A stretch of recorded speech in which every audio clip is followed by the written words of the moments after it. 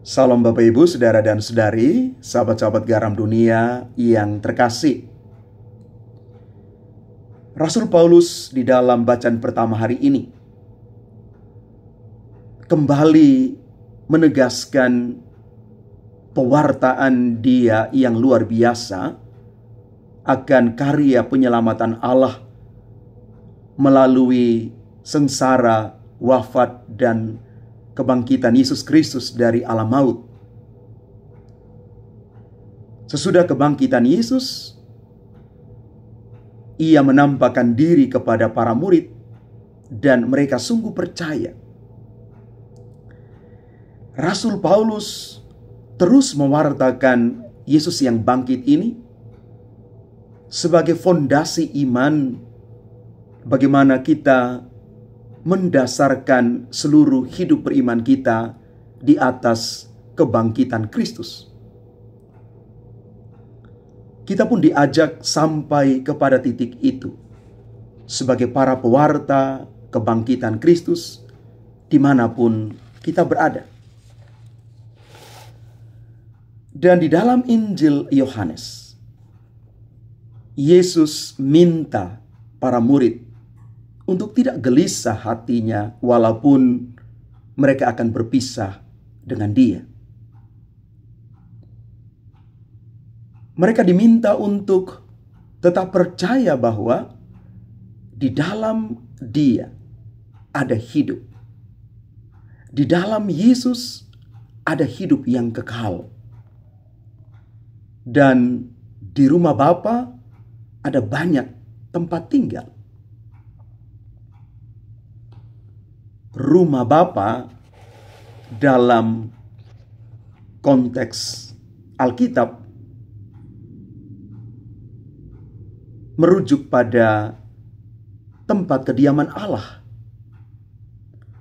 Dalam Injil Yohanes, Yesus menggunakan istilah ini untuk menggambarkan tempat di mana Allah itu berdiam. Injil Yohanes bab 14 ayat 2 sering ditafsirkan sebagai janji Yesus kepada para pengikutnya bahwa dia akan mempersiapkan tempat bagi mereka di surga. Tetapi beberapa penafsir kitab suci berpendapat bahwa rumah Bapa itu tidak selalu merujuk pada surga, melainkan pada bait Allah atau tempat di mana Allah berdiam di bumi ini.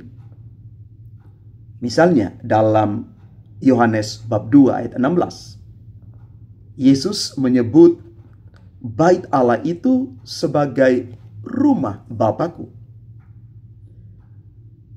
Dari sini kita mau mengatakan bahwa rumah Bapa itu dapat dipahami sebagai simbol kehadiran Allah baik di surga maupun di bumi.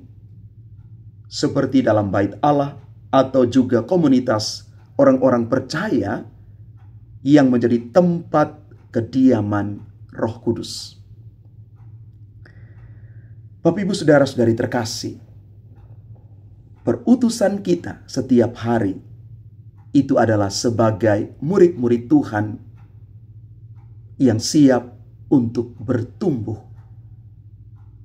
Bertumbuh di dalam komitmen bahwa kita meyakini Yesus itu adalah sang jalan, kebenaran, dan hidup. Kita mau meletakkan seluruh diri kita ini pada fondasi iman ini.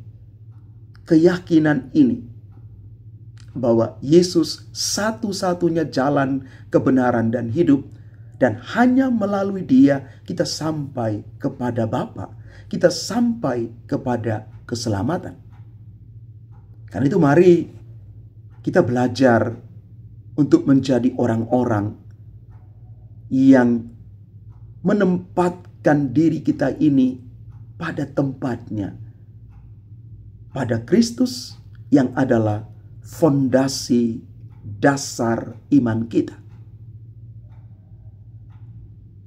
Mari kita belajar untuk masuk di dalam situasi ini, berhadapan dengan mentalitas dunia yang kadang-kadang menempatkan ego itu di atas segala sesuatu, menempatkan kekuatan diri sendiri itu jauh melampaui apapun. Tetapi di dalam Kristus, kita mau mengikis ikatan egoisme kita ini dan semakin membuka diri pada rahmat Allah, supaya Allah lah yang sungguh menjadi penopang hidup kita. Allah sendiri yang mengarahkan seluruh hidup kita kepada keselamatan itu. Maka janji Tuhan hari ini untuk kita semua, bahwa kita semua akan boleh mengalami rumah Bapa itu, dan Tuhan tidak akan meninggalkan kita sendirian. Dia akan terus mendampingi kita dimanapun kita berada. Allah itu setia sampai akhir hidup kita. Semoga kesetiaan ini juga menjadi semangat kita, bagaimana kita setia sampai akhir di dalam Kristus sendiri. Tuhan memberkati kita sekalian. Amin.